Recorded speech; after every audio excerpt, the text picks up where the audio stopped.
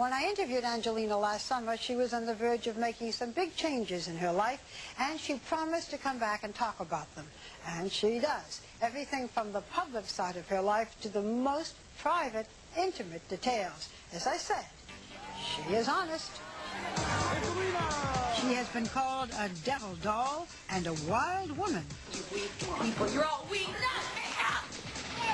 No!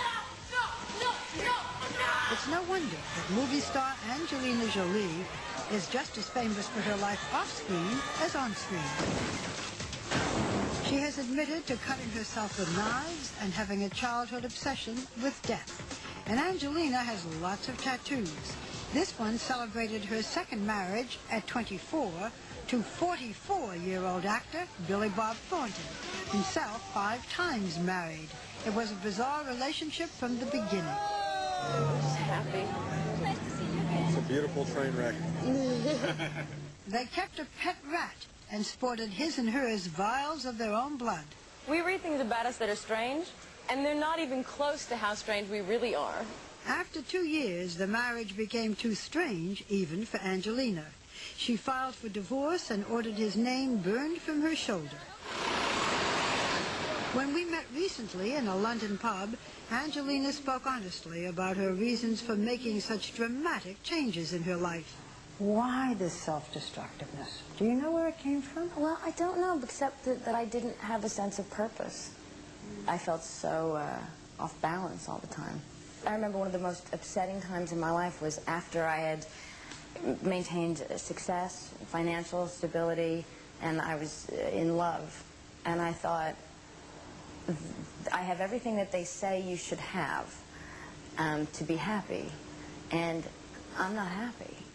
The most significant change was her decision to adopt Maddox, a Cambodian orphan whom she affectionately calls Madness. Then Angelina moved to England, where she plans to raise him. You good? Oh, goodness gracious me. I took charge of our life when he came home. And I decided to make big choices and live even bolder and do things right away, because it was our life suddenly. And so I was inspired by him to travel the world all the time, because I want him to have this experience or that experience. Mother and son often fly to Cambodia, she says, to maintain a connection with his heritage. Angelina bought land here and is building a home on stilts in the jungle. We had about 48 unexploded ordnances, they call them landmines, in our property. And they found them, and they're from all different countries, including my own. Some of them are very small and plastic, and some of them are big rockets. This is M69. So they use those with the tripwire? Yeah. And it does make me a bit nervous, because we feel we've cleared them all. Angelina, why would you buy property or get property with landmines? Because that's my son's country. But it's so dangerous. It is, and I'm sure I'd hate myself and probably not be able to live with myself if Maddox stepped on one and died, because I'd feel like I killed him. It's so shocking to everybody that I would live there, but I feel like it's part of my son's life, and part of our life together is to confront that part of his country, good and bad, and live there. Angelina's new life does not include a man. With her divorce finalized, everyone seems to want to know who's next. I'm rumored to be dating everybody, but no, I'm not at the moment. So how long have you been single now?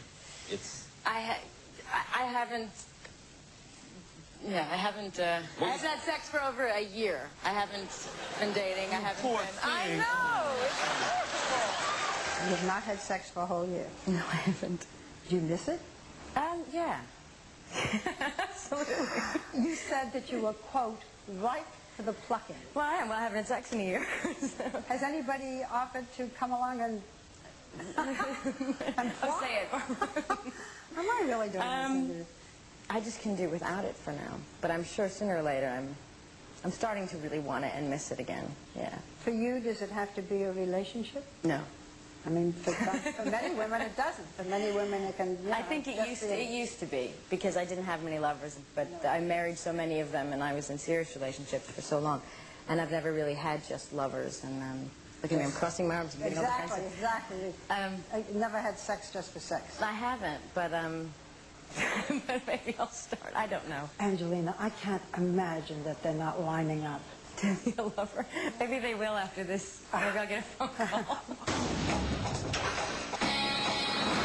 In the meantime, she has her hands full. Tomb Raider 2 was one of the hits of last summer. It was the latest in a diverse career of contrasting parts. In the coming year, Angelina will star in 5 movies. Her newest film, Beyond Borders, is the story of a socialite mother who devotes her life to working with refugees. She falls in love with a fellow relief worker played by Clive Owen and follows him to Africa and Asia. I'm worried that something's going to happen to you. Every day for 4 years, every morning, I wake up and I wonder if you're okay, if you're still alive, where you are.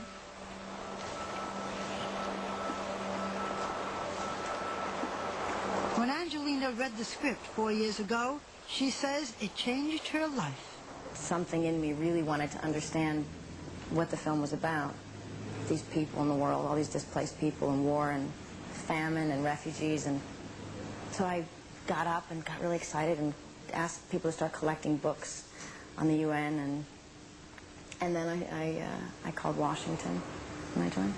Let's see if I can try that. Over the last 3 years, United Nations Goodwill Ambassador Angelina Jolie has traveled extensively, visiting refugees all over the world. In Tanzania, she helped build a shelter in a refugee camp.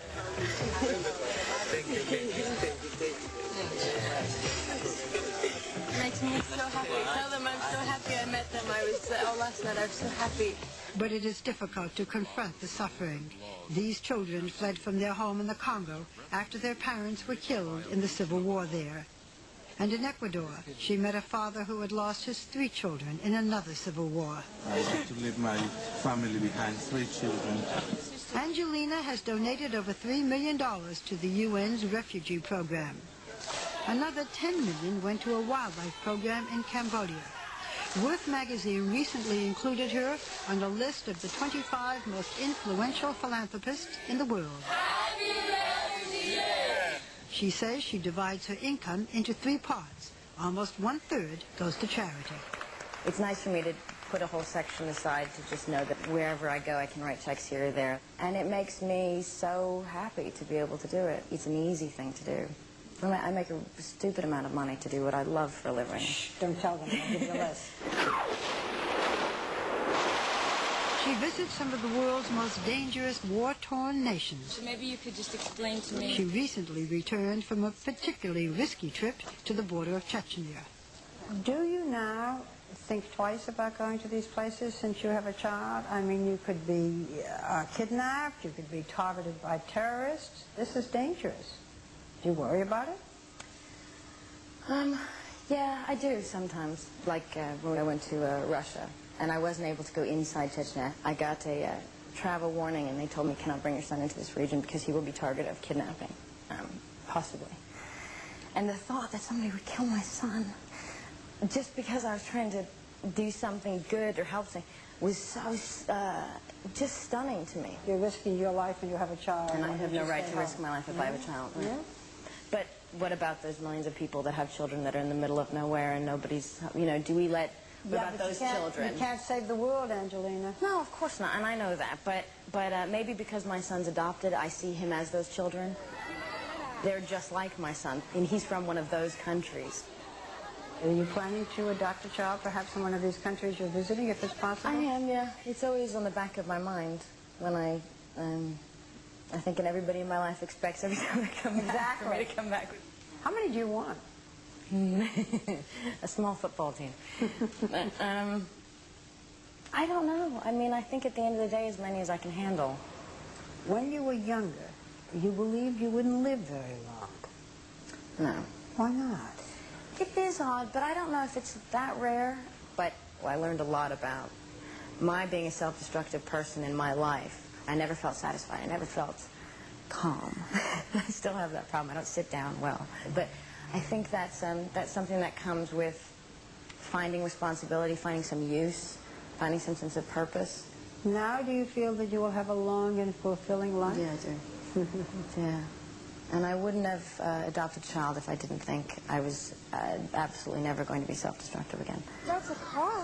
You will never be I will never be as long as I'm a parent. I will never be. I can't. Because my life has a purpose and I've dedicated my life, I've made a promise to this child. I accepted more before Maddox. Now I accept nothing less than everything that's possible because I want the world for him. Lovely thoughts.